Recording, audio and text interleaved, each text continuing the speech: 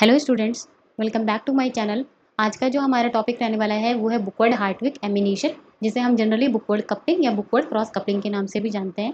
सो बुकवर्ड हार्टविक coupling एक ऐसी chemical reaction होती है या फिर ऐसी palladium catalyse cross coupling reaction होती है जहाँ पर एराइल हैलाइड अमीन के साथ रिएक्शन करके एक नए कार्बन और नाइट्रोजन बॉन्ड का फॉर्मेशन करता है। मतलब यहाँ पर जब एराइल हैलाइड अमीन के साथ सुटेबल लिगेंड एंड बेस की प्रेजेंस में रिएक्शन करता है, यहाँ पर जो प्रोडक्ट बनता है वहाँ पर क्या होता है, कार्बन नाइट्रोजन बॉन्ड का फॉर्मेशन। ये क्या है, एक सीएन कपलिंग रिएक्शन का एग्जाम्पल है। ये क्या होती है, हमारी सीएन कपलिंग।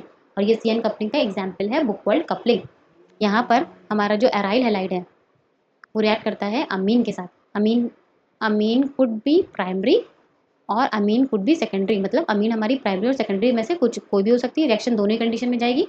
और इसके अलावा बात करते हैं एराइल हैलाइड की, तो एराइल हैलाइड में जो हमारा एक्स है वो एक्स क्या है, हमारा हेलोजन। जो हमारा हेलोजन है, हेलोजन में हम क्लोराइड भी ले सकते हैं, ब्रोमाइड और आयोडाइड। मतलब हेलोजन अगर एक्स की जगह हम क्लोरोबेंजीन, ब्रोमोबेंजीन या आयोडोबेंजीन में से कुछ भी ले सकते हैं। इसके अलावा हम लोग इसकी जगह स्यूडो हेलोजन भी यूज़ करते हैं। स्यूडो हेलोजन क्या होते हैं, ऐसे कंपाउंड्स होते हैं जिनकी लिविंग टेंडेंसी बिल्कुल हेलोजन की तरह होते हैं। तो हमने यहाँ पर जनरली ओटीएफ का यूज़ किया जाता है। इसके अलावा बात करें अगर लिगेंड की, तो लिगेंड हमारे क्या होते हैं, लिगेंड क्या होते हैं, बल्की कंपाउंड्स होते हैं। बल्की कंपाउंड्स किसके, बल्की कंपाउंड होते हैं किसके, फॉस्फीन के। फॉस्फीन के बल्की कंपाउंड होते हैं जो कि क्या होते हैं, इलेक्ट्रॉन रिच। तो जो इस रिएक्शन में जनरली हम लोग जो लिगेंड यूज़ करते हैं वो क्या होता है, बाइनैप, जेंटफॉस, एक्सफॉस। ये क्या होते हैं, जेंटफॉस, ये हमारे लिगेंड होते हैं। ये मतलब इलेक्ट्रॉन रिच फॉस्फिन कंपाउंड होते हैं। बात ये तो हो गई बात हेलोजन की। इसके अलावा हम बात करते हैं अपने अमीन की।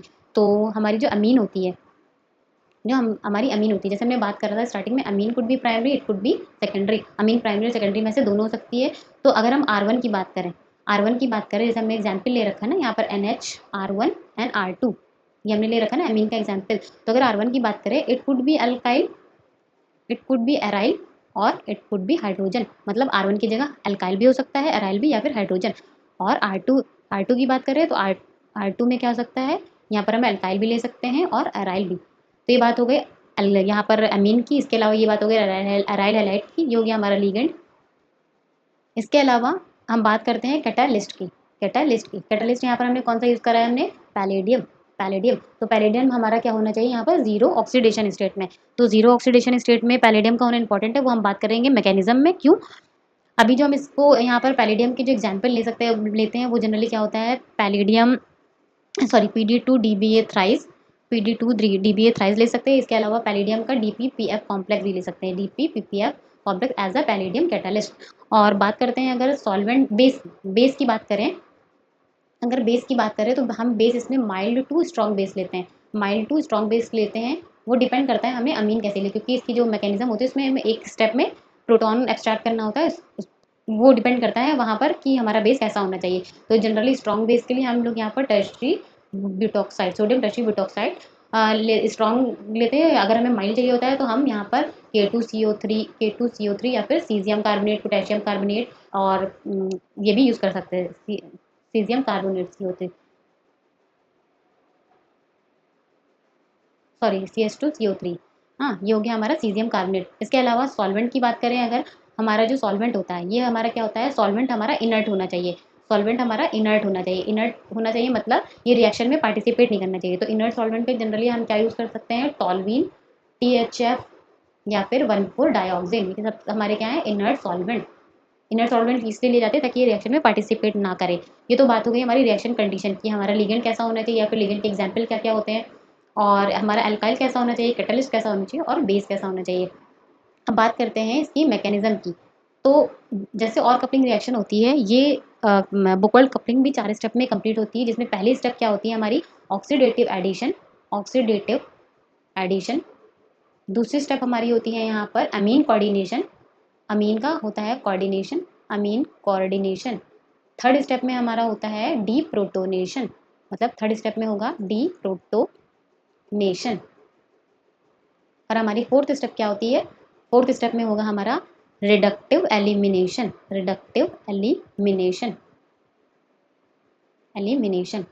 ये तो बात हो गई इसकी स्टेप्स की। अब मैकेनिज्म की बात करें कपलिंग की मैकेनिज्म की, तो वुकल कपलिंग की मैकेनिज्म में सबसे पहले क्या होता है, जो हमारा लिगेंड होता है वो पैलिडियम के साथ लिगेंड पैलिडियम कॉम्प्लेक्स बनाता है, जिसमें हमारा जो पैलिडियम होता है वो होता है हमारा जीरो ऑक्सीडेशन स्टेट में।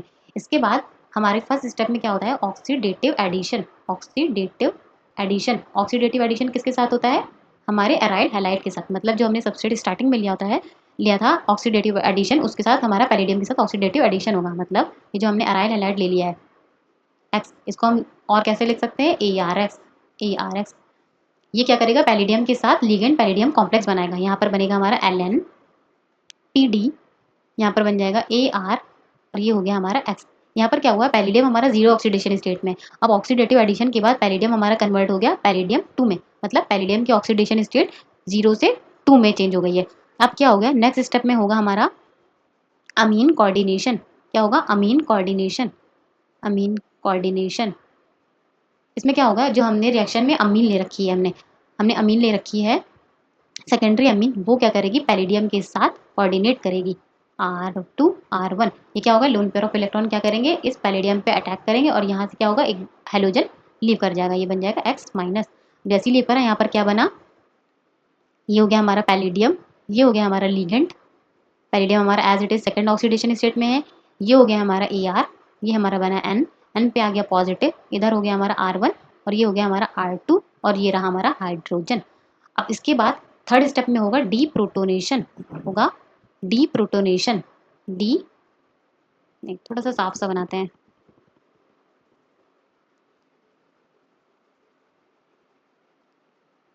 अब यहाँ पर क्या होगा, डी प्रोटोनेशन।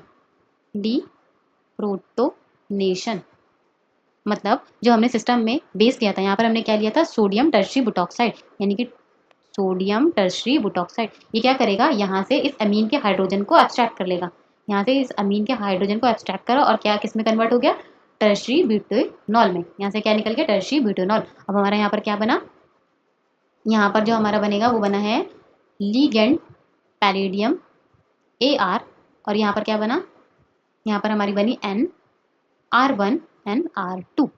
अब नेक्स्ट स्टेप में क्या होगा, रिडक्टिव एलिमिनेशन। यहाँ पर हो जाएगा reductive elimination. Reductive elimination short में लिख रहे हैं। अब यहाँ पर क्या होगा, पैलिडियम हमारा फर्दर जीरो ऑक्सीडेशन स्टेट में कन्वर्ट हो जाएगा और यहाँ पर नाइट्रोजन और एराइल के बीच, यानी कि ये जो रिंग है इसके बीच बनेगा हमारा बॉन्ड, यानी कि हमारा जो प्रोडक्ट होगा, यानी कि ARN हमें यहाँ पर मिल जाएगा, इनके बीच बनेगा कोवैलेंट बॉन्ड और पैलिडियम वापस से जीरो ऑक्सीडेशन स्टेट में कन्वर्ट हो जाएगा।